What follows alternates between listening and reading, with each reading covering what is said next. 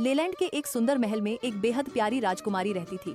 उसके साथ एक बहुत ही खूबसूरत और ताकतवर घोड़ा रहता था, जिसे सभी घोड़ों का राजा कहा जाता था।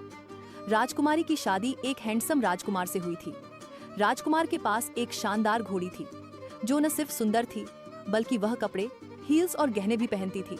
समय के साथ वह घोड़ा उस घोड़ी से प्यार करने लगा। दोनों के बीच प्यार बढ़ा और वे एक दूसरे को चॉकलेट्स और प्यारे प्यारे तोहफे देने लगे। एक दिन राजकुमारी को इस बात का पता चल गया।